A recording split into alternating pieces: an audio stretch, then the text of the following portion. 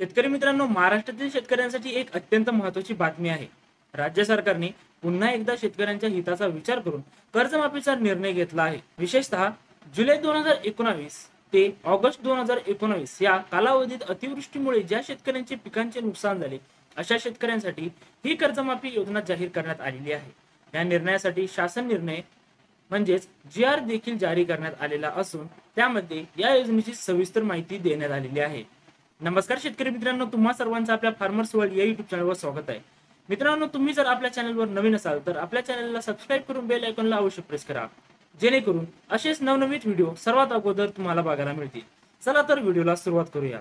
शेतकरी मित्रांनो, या कर्जमाफी योजनेचे स्वरूप कसे आहे ते बघूया.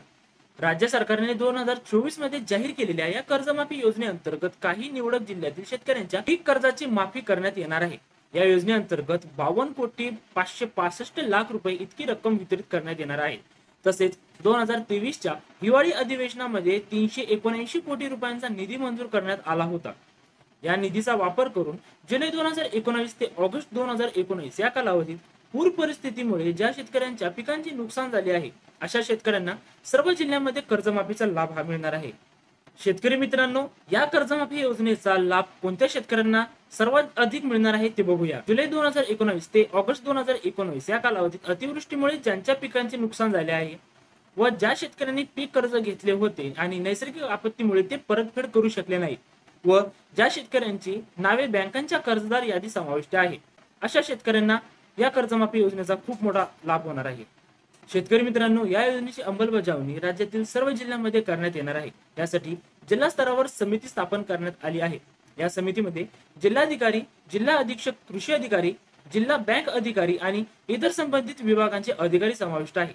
ही समिती लाभार्थी शेतकऱ्यांची निवड करेल आणि त्यांच्या बँक खात्यात कर्जमाफीची रक्कम जमा करण्याची व्यवस्थाही करेल.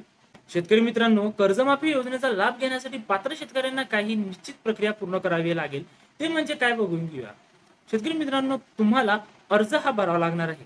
शेतकऱ्यांना निर्धारित नमुन्यात अर्ज भरावा लागेल. हा फॉर्म त्यांच्या स्थानिक कृषी कार्यालय किंवा बँकेत उपलब्ध असेल. शेतकरी मित्रांनो, आवश्यक कागदपत्रे काय ते बघूया. आधार कार्ड, बँक खाते तपशील, 7/12 उतारा व पीक नुकसानीचा दाखला आणि कर्ज घेतल्याचा पुरावा. शेतकरी मित्रांनो, पूर्ण भरलेला अर्ज आवश्यक कागदपत्रांसह संबंधित बँक शाखेत किंवा कृषी कार्यालयात सादर करावा लागेल. शेतकरी मित्रांनो, या योजनेअंतर्गत पात्र शेतकऱ्यांना त्यांच्या पीक कर्जाची संपूर्ण किंवा काही भाग माफ करण्यात येईल. माफ केलेली रक्कम थेट शेतकऱ्यांच्या बँक खात्यात जमा करण्यात येईल. या योजनेअंतर्गत एकूण 52,565,00,000 रुपये वितरित करण्यात येणार आहेत. तसेच हिवाळी अधिवेशनामध्ये मंजूर झालेल्या 379 कोटी रुपयांच्या निधीचा वापरही या योजनेसाठी करण्यात येणार आहे.